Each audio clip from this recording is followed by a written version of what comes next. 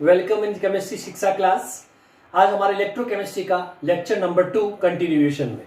जिन student ने lecture 1 नहीं देखा वो पहले उसको वॉच कर दीजिए, उसके बाद कंटिन्यूएशन लेक्चर 2 को समझिए तो आपको इजीली समझ में आ जाएगी इलेक्ट्रोकेमिस्ट्री कंसेप्ट। ओके, सो अपन स्टार्ट करते हैं lecture 2 in continuation of lecture 1। तो अपने लास्ट जो लेक्चर 1 में देखा था स्टूडेंट्स, उसमें डेनियल सेल का कंप्लीट वर्किंग देखा था और उसके बाद अब Daniell representation of Daniell cell. Daniell cell को इक्वेशन की फॉर्म में कैसे रिप्रेजेंट करेंगे, तो कल वाला जैसे डेनियल सेल को अपन ने थोड़ा सा रिकॉल करिए किस तरह से रिप्रेजेंट किया था कि इसके अंदर हमारे पास में दो हाफ कंपार्टमेंट्स थे, ये हमने उसमें लिया था। दो हाफ कंपार्टमेंट्स थे, इन दो कंपार्टमेंट में से एक में आपके पास में एनोड कंपोनेंट था जो लेफ्ट इलेक्ट्रोड कहलाएगी और दूसरा पार्ट जो इसमें था वो आपका कौन सा था, कैथोड, ठीक है, जो आपकी राइट इलेक्ट्रोड कहलाएगी।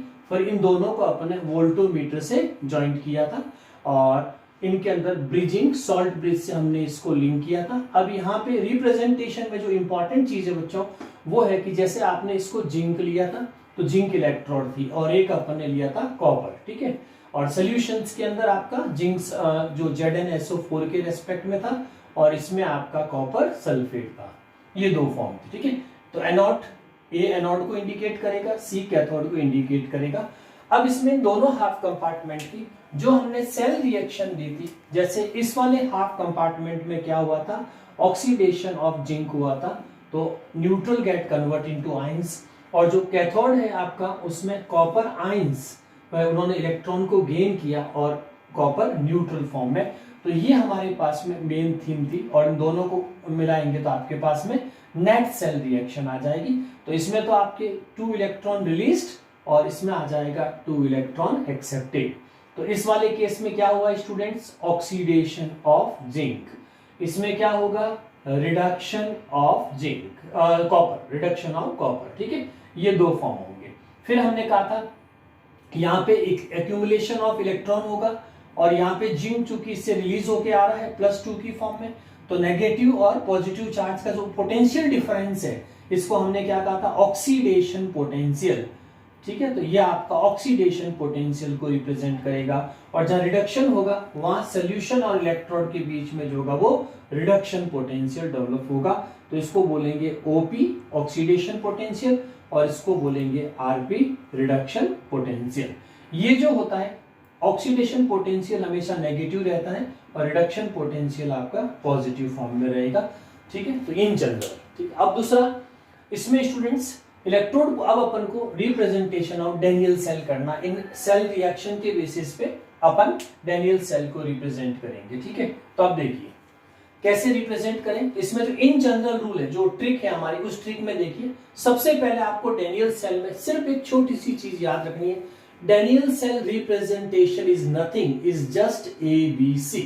बस आपको ABC आता है तो आप डेनियल सेल का रिप्रेजेंटेशन कर सकते हैं। A, B एंड C, ये रिप्रेजेंटेशन हो गया।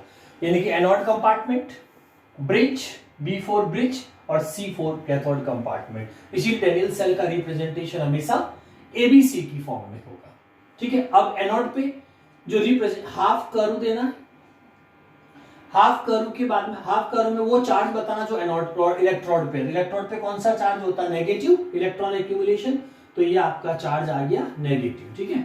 तो इस चार्ज को आप रिप्रेजेंट कर दीजिए नेगेटिव, तो ये चार्ज नेगेटिव आ गया, ठीक। उसके बाद में एनोड में जिंक का क्या हुआ, ऑक्सीडेशन, यानी कि न्यूट्रल से आयंस बना। तो इसमें आपको हमेशा कोई भी मेटल न्यूट्रल से आयंस बनाएगी तो इसको अपन N की फॉर्म में, मेटल न्यूट्रल मेटल आयन, ठीक है। अब आपको रिप्रेजेंट करना है ब्रिज को। ब्रिज को स्टूडेंट्स हमेशा डबल पैरेलल लाइन से रिप्रेजेंट करेंगे। तो हमारा जो ब्रिज दिखेगा वो ब्रिज आपका इस तरह से डबल पैरेलल लाइन से आपको ब्रिज रिप्रेजेंटेशन होगा, ठीक है। ये ब्रिज हो गया और ब्रिज के दूसरी साइड में जो होगा वो आपकी कैथोड आ जाएगी। कैथोड में क्या होगा, कैथोड पे हमेशा आयंस टू न्यूट्रल होता है, इसीलिए यहाँ पे आपका जो मेटल होगी वो पहले आयोनिक फॉर्म में रहेगी। तो ये मेटल का आयोनिक फॉर्म, जो भी चार्ज होगा N है और सिंगल लाइन और स्ट्रेट लाइन और उसके बाद में मेटल न्यूट्रल फॉर्म है, ठीक है। और यहाँ पे जो होगा बच्चों आयंस की साइड में, यहाँ पे हमेशा एक्वस या कोई कंसंट्रेशन मोलर है। आयंस की सोल्यूशन में कंसंट्रेशन होती उसको सी या ए से AQ, कुछ बुक इसको AQ लिखती एक्वस है ना, aqueous concentration, aqueous ion concentration. और फिर बाद में दोबारा से आप इसको जब एंड करेंगे तो वहां आपके हाफ कर्व आ जाएगा, और ये जो हाफ कर्व होगा इसके अंदर जो कैथोड पे आपका रिप्रेजेंटेशन है, तो यहाँ पे चूंकि कॉपर आयंस जो होंगे वो सोल्यूशन से आकर के एक्यूमुलेट होते हैं, तो ये इलेक्ट्रोड आपकी पॉजिटिव चार्ज हो जाएगी, इसीलिए इसके अंदर जो रिप्रेजेंटेशन अपन लिखेंगे तो ये कॉमन रिप्रेजेंटेशन है कि किसी भी डैनियल सेल का कॉमन रिप्रेजेंट, जिसमें हमने किसी मेटल को स्पेसिफाई नहीं किया, इसीलिए इसको अपन बोलेंगे कॉमन रिप्रेजेंटेशन।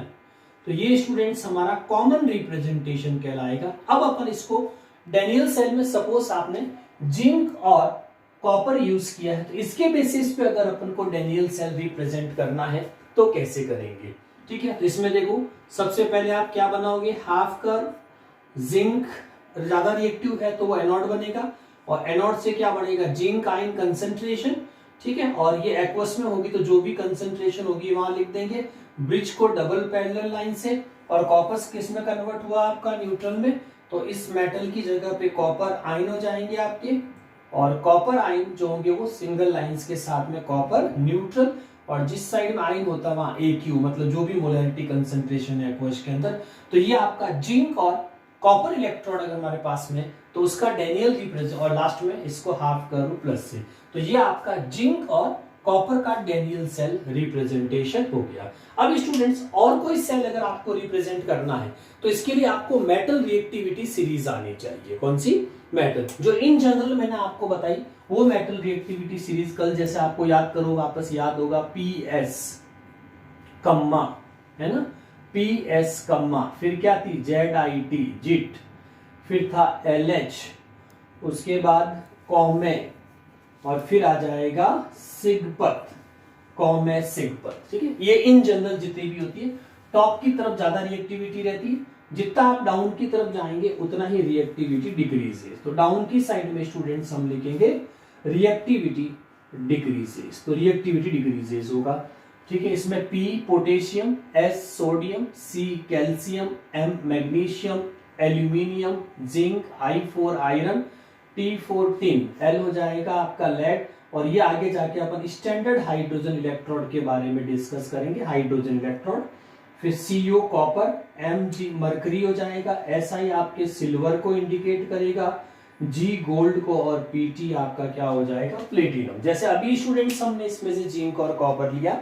अब मान लीजिए यही आपका अगर इस तरह से क्वेश्चन आता है कि इसके अंदर आपका आयरन कोई भी ले लीजिए, जैसे मैग्नीशियम और सपोज सिल्वर के बीच में आपको सेल रिप्रेजेंटेशन करना डैनियल सेल को, तो इसमें हायर रिएक्टिव हमेशा एनोड बनेगी, और इसमें जो होगा ये आपका लोअर रिएक्टिव जो होगी डाउन की तरफ वो हमेशा कैथोड बनेगी, ठीक है। इसीलिए हमेशा टॉप को आपको, अब इसमें जैसे सपोज इसको इन दो मेटल का आपको डैनियल सेल बनाना, जिसमें हमने क्या क्या सेलेक्ट किया याद करो, मैग्नीशियम और सिल्वर के बीच में मान लो आपको डैनियल सेल रिप्रेजेंटेशन करना है, ठीक है। तो वही हाफ कर्व माइनस, अब मैग्नीशियम आपकी ज्यादा Mg न्यूट्रल, और इस साइड में आ जाएगा Mg2 प्लस, और इसका जो एक्वस है तो AQ लिख दीजिए, डबल पैरेलल लाइन ब्रिज के लिए हो जाएगी। कैथोड में आयन टू न्यूट्रल लिखते हैं, तो कैथोड कौन बन रही, सिल्वर, तो सिल्वर आयन का Ag प्लस AQ, और सिंगल लाइन के बाद Ag न्यूट्रल। अब इसका जब कभी भी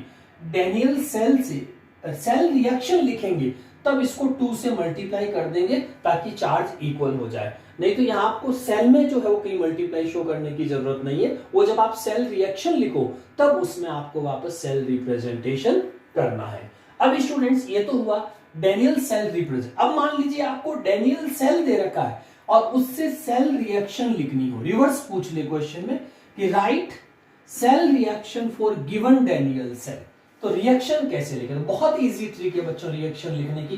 देखो जिंक से जिंक आयन है, तो बीच में आपको सिंगल लाइन, इस सिंगल लाइन पे कैप लगा दीजिए, तो ये एरो आ गया, इस एरो को हमेशा राइट की तरफ टर्न कराइए, तो ये देखो कैप लगाओ राइट की तरफ टर्न करा दो, तो ये अपना जैसे जिंक, अब इस एरो तो पहले तो लिख दीजिए ये जिंक लिख दिया आपने, फिर ये जिस पे कैप लगे उसको राइट की तरफ टर्न करा दीजिए, ठीक है, इधर क्या आ जाएगा Zn2+।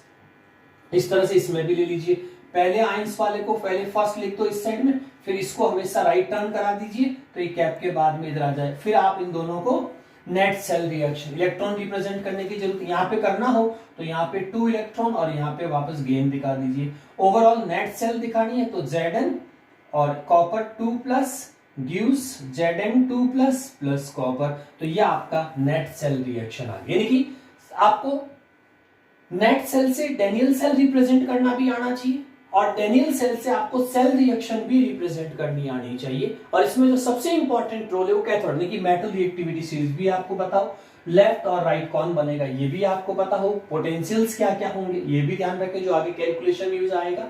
तो ये कहलाता है रिप्रेजेंटेशन ऑफ डेनियल सेल।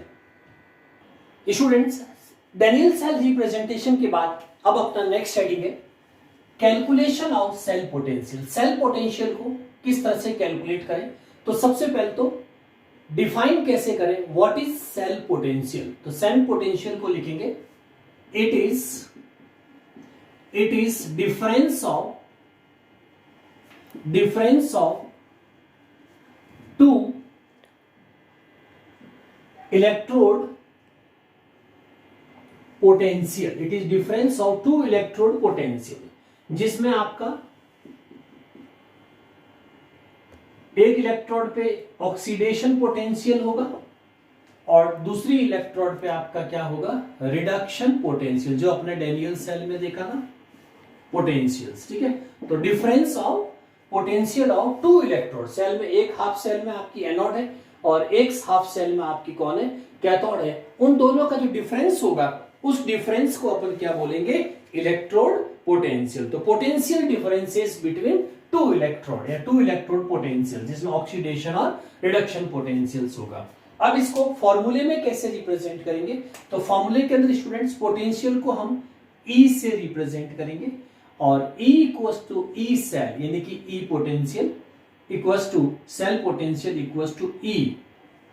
एक को बोलना है आपको राइट इलेक्ट्रोड माइनस E आपका लेफ्ट इलेक्ट्रोड। ठीक है, ये लेना है। अब आप देखो डेनियल सेल में जैसे बताया था मैंने आपको, डेनियल सेल में 2 हाफ कंपार्टमेंट्स होंगे।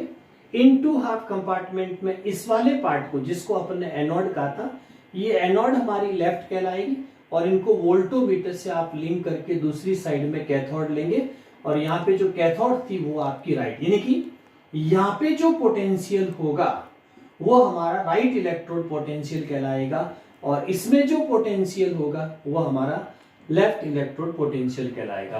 यानी कि दिस माइनस दिस डिफरेंस लेना cell.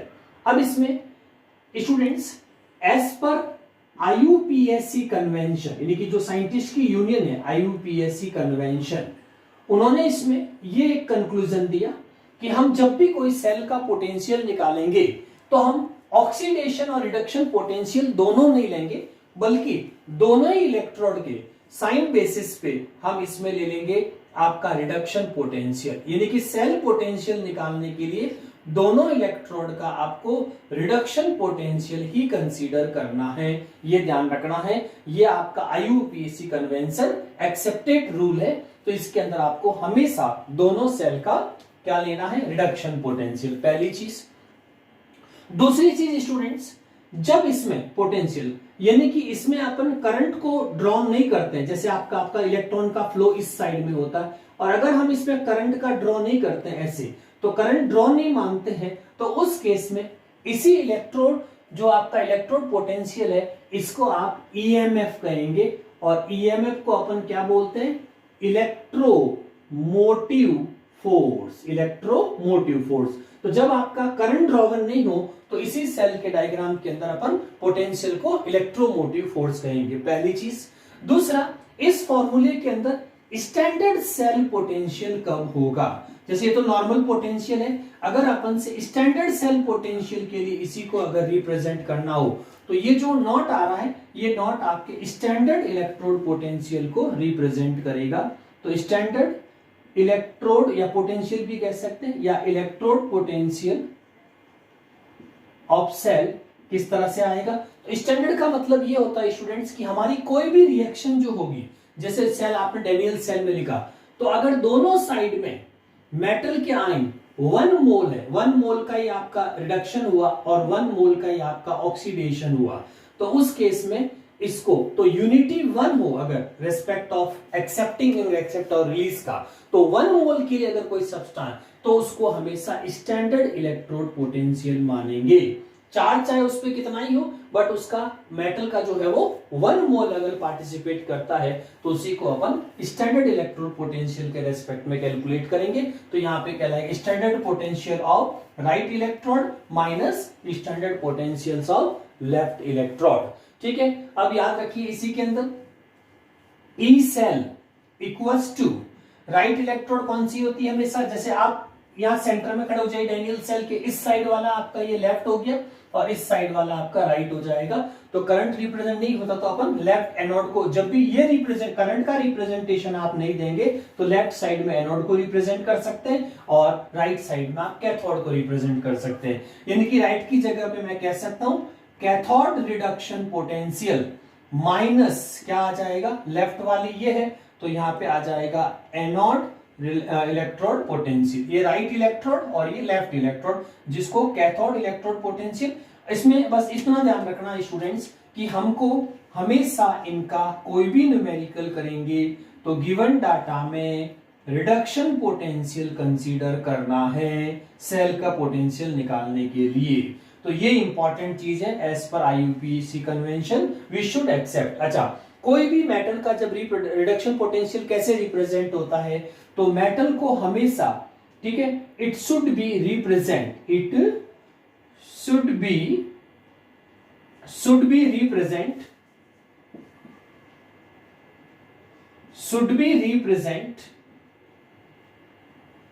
in acceptance of electron, electron को एक्सेप्टेंस की फॉर्म में दिखाना है।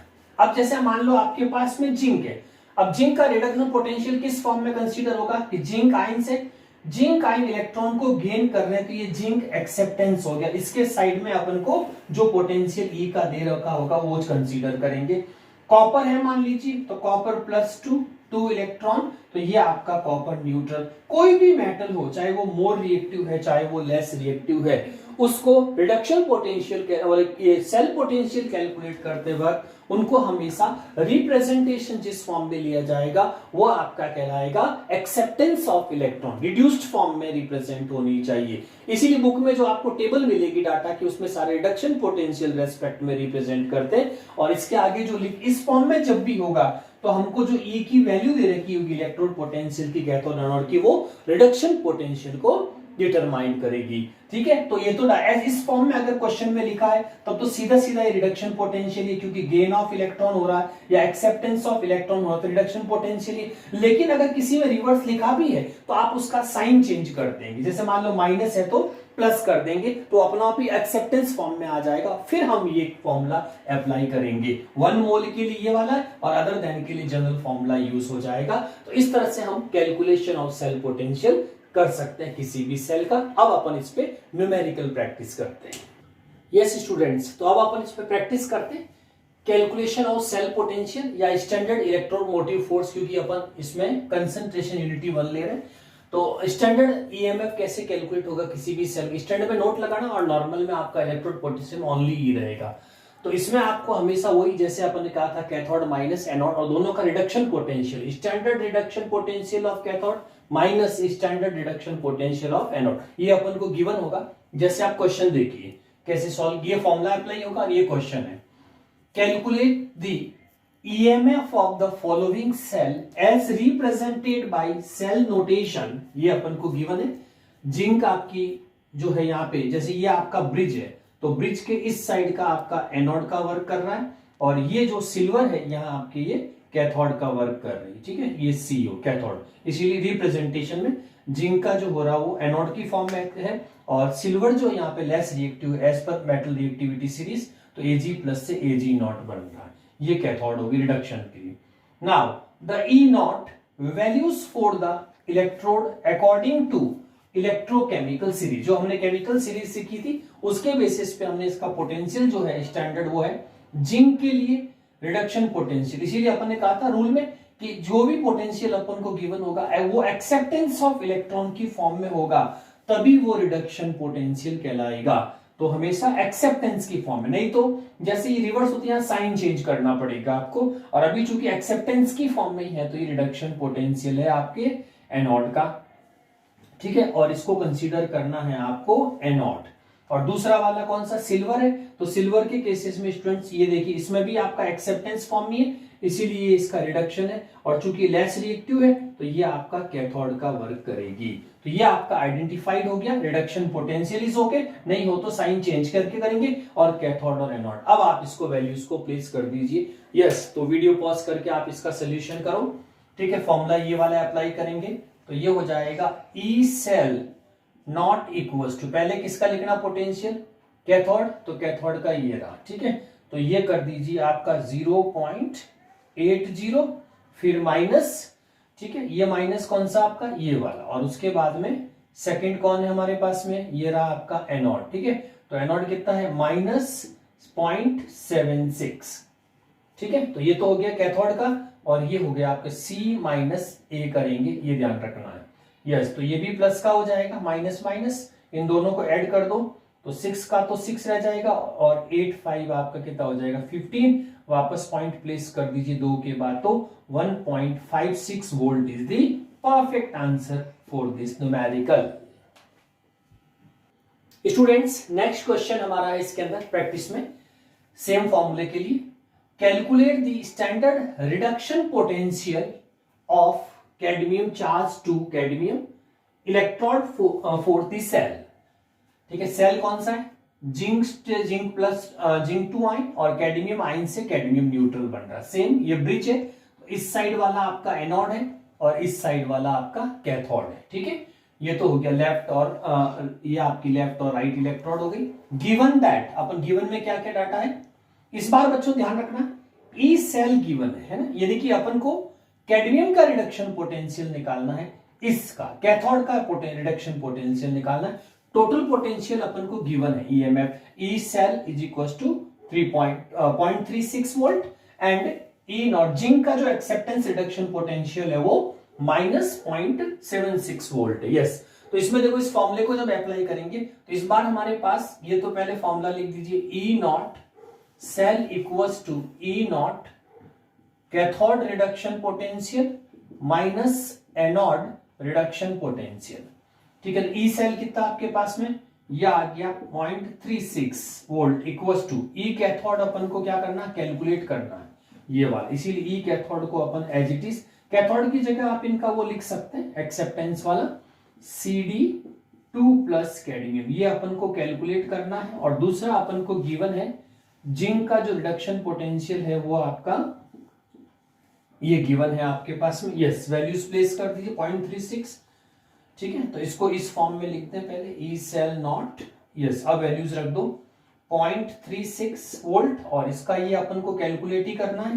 तो ये कैडमियम 2 प्लस कैडमियम माइनस, ध्यान रखिए एक माइनस तो ये वाला हो गया अपने पास में, और ये कितना दे रखा अपन को 0.76 वोल्ट, ठीक है, ये वैल्यू होगी। अब इसको इधर ले आइए और ये उधर ट्रांसफर कर दो तो पॉजिटिव हो जाएगा, तो ये आपका आ जाएगा E standard potential of cadmium 2 plus reduction potential में एक्सेप्टेंस की फॉर्म में, मतलब रिडक्शन पोटेंशियल है, तो ये आ जाएगा दोनों का 0.36, ठीक है, और ये माइनस में रहेगा 0.76, ठीक है। कितना आ गया, यस, आंसर देखिए बच्चों, तो डिफरेंस जब आप निकालेंगे तो ये आपका 0.00 और 4 तो 40 वोल्ट आपका आंसर हो जाएगा।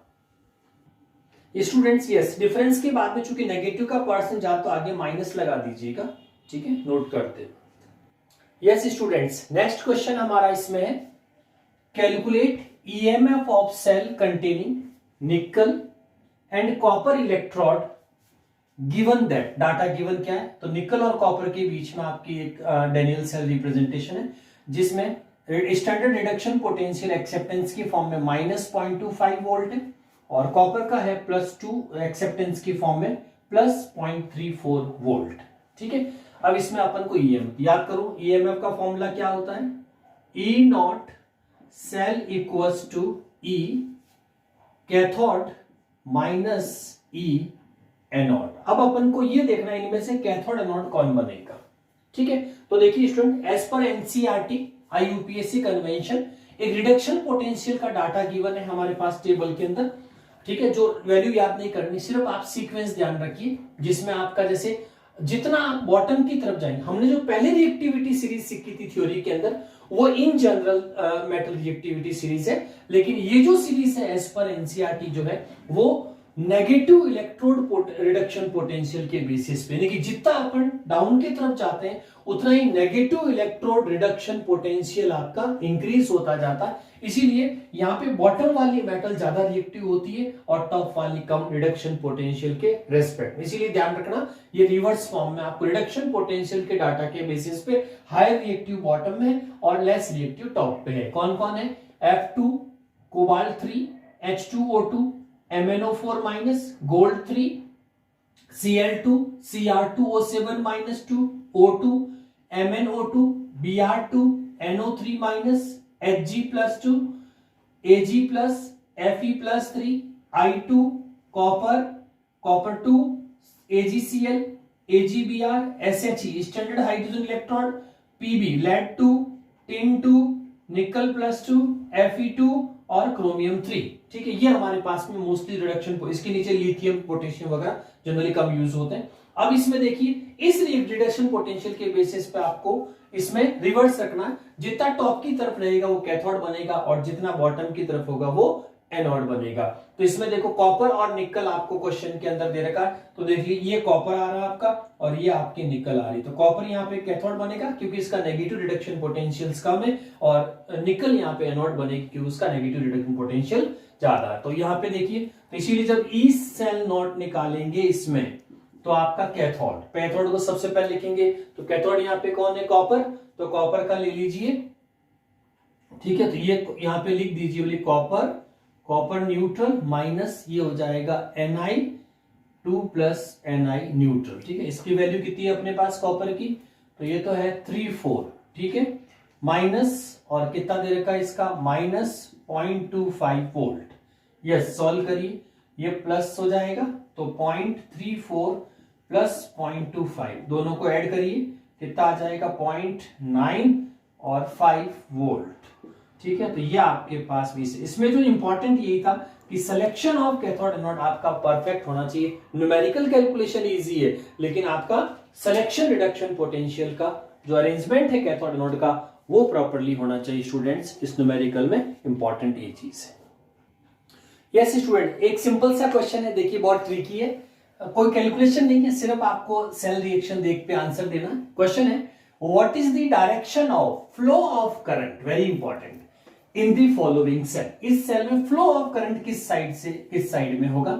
जैसे ये आपका जिंक +2 और ये Ag प्लस से +1। ठीक है, तो यहाँ पे स्टूडेंट ये सेल ब्रीच हो गया, तो ये जैसे मैंने आपको ट्रिक बताई थी ABC, डैनियल सेल को रिप्रेजेंटेशन क्या होता है? ABC, तो एनोड हो गया, तो एनोड पे हमेशा इलेक्ट्रॉन रिलीज होंगे और ब्रिज से ये आपका एक्सटर्नल सर्किट से होते हुए किस तरफ जाएंगे? कैथोड की तरफ। तो आपका हमेशा इलेक्ट्रॉन का फ्लो जो होगा वो तो आंसर आए, क्योंकि इस साइड में आपका ऑक्सीडेशन होगा, वहां रिडक्शन होगा, तो वहां गेन होगा, तो इलेक्ट्रॉन का फ्लो होगा zinc electrode to silver electrode. लेकिन हमसे क्या पूछा है? Flow of current. और याद रखें स्टूडेंट, हमेशा फ्लो ऑफ करंट जो होता है वो इलेक्ट्रॉन का अपोजिट फ्लो होता है, इसीलिए आपका करंट का जो फ्लो होगा वो हमेशा अपोजिट ऑफ इलेक्ट्रॉन फ्लो होगा, यानी कि answer is silver to zinc. Students next एक और क्वेश्चन देखिए, what is the cell potential of the following cell? Zinc potential हमको दे रखा है रिडक्शन एक्सेप्टेंस में, ये तो आपका डेनियल सेल है। डेनियल सेल का बेनिफिट ये था कि आपको एंटीफाई ब्रिज के इस साइड में जो होती है लेफ्ट इलेक्ट्रोड यानी कि एनोड, और उस साइड में अगर होगी तो उसको क्या बोलेंगे अपन? कैथोड। ठीक है, और गिवन डाटा है उसमें गिवन दैट लेड का जो एक्सेप्टेंस पोटेंशियल रिडक्शन पोटेंशियल आपका -1.2 वोल्ट और and zinc acceptance reduction potential -0.76 volt. Yes, solution निकालिए साथ साथ में वीडियो पॉज करके। क्या सोल्यूशन होगा? तो ई सेल इक्वल्स टू आपका हो जाएगा ई cathode minus anode potential. Cathode का क्या है यहाँ पे, जो इस कैथोड की जगह लेड को प्लेस करेंगे। अच्छा, रिएक्टिविटी सीरीज से पता कर सकते हैं अपन, और वैसे भी गिवन है तो इजीली पता लग रहा है। तो यहाँ पे आ जाएगा लेड का reduction potential minus zinc plus 2 का इलेक्ट्रोड पोटेंशियल। तो लेड का हमारे पास कितना है, -0.12 वोल्ट, ठीक है, वोल्ट लास्ट में लगा दीजिए। और ये हो जाएगा आपका माइनस में 0.76 जो डाटा गिवन है, ठीक है। तो ये तो हो जाएगा -0.2 और ये माइनस माइनस प्लस, तो 0.76। डिफरेंस निकालो कितना आ रहा है, 0.64 है ना, 64 आ जाएगा। ये वोल्ट के अंदर आपका फाइनल आंसर ई सेल, ठीक है। इस तरह से आप लोग प्रैक्टिस करिए इलेक्ट्रोड पोटेंशियल की। तो स्टूडेंट्स, ये हमारा आज का जो वीडियो था वो आपका रिप्रेजेंटेशन ऑफ डैनियल सेल और उससे रिलेटेड न्यूमेरिकल्स की ई सेल पोटेंशियल्स कैसे निकालें, ईएमएफ कैसे कैलकुलेट करें, इसकी प्रैक्टिस करते रहिए और भी क्वेश्चंस करते रहिए। मैंने काफी सारे क्वेश्चंस आपको एक्सप्लेन किए हैं और फिर नेक्स्ट लेक्चर में कंटिन्यूएशन में as per NCERT. Thank you.